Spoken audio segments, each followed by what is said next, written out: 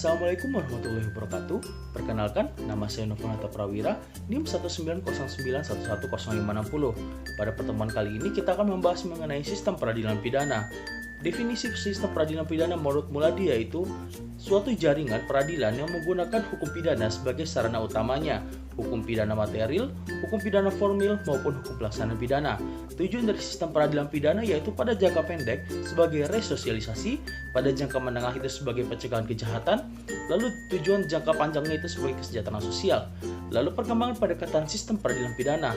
Menurut Frank Remington adalah orang pertama di Amerika Serikat yang memperkenalkan rekayasa administrasi peradilan pidana melalui pendekatan sistem approach, dan gagasannya mengenai sistem ini terdapat dalam laporan pilot proyek pada tahun 1958. Gagasan ini kemudian diletakkan pada mekanisme administrasi peradilan pidana dan diberikan nama Criminal Justice System. Istilah ini kemudian diperkenalkan dan disebarluaskan oleh The President Crime Commission. Lalu dikotomi sistem peradilan pidana. Dikotomi adalah pembagian dua kelompok yang saling bertentangan, yaitu yang pertama adanya inquisitorial system, yaitu dimulai di Eropa pada abad 13 hingga pertengahan abad 19. Pemeriksaan berlangsung secara rahasia, persidangan berlangsung secara tertutup, lalu pengadilan khusus terhadap pelanggaran gereja dan agama. Lalu adanya acquisitorial system. Yang pertama adanya pemeriksaan berlangsung terbuka sejak tahap penyidikan. Lalu yang kedua adanya pembatasan terhadap kewenangan dalam penyidikan dan pemeriksaan. Lalu yang ketiga adanya hak terdakwa untuk mengikuti setiap proses peradilan dan konsel. Lalu adanya subsistem dan fungsi dalam sistem peradilan pidana di Indonesia. Yang pertama adanya kepolisian, yaitu sebagai pra-adjudication proses, lalu adanya kejaksaan sebagai penuntutan, lalu ada pengadilan sebagai adjudication proses atau persidangan, lalu ada pemasyarakatan yaitu post-adjudication atau pemasyarakatan.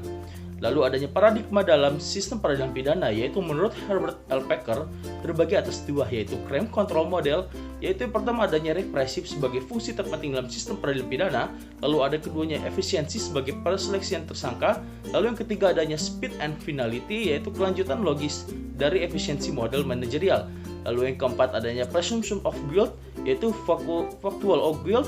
Yang kelima adanya informal fact finding, yaitu titik berat pada kualitas temuan fakta administratif. Lalu ada due process model, yaitu yang pertama ada preventif sebagai pencegahan dari terpenting dalam sistem peradilan pidana.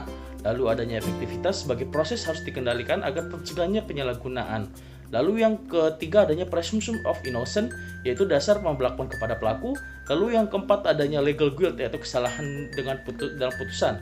Lalu adanya formal adjudicative adalah penemuan fakta sesuai dengan aturan hukum dan equality before the law, yaitu sistem peradilan pidana terpadu terbagi atas integration.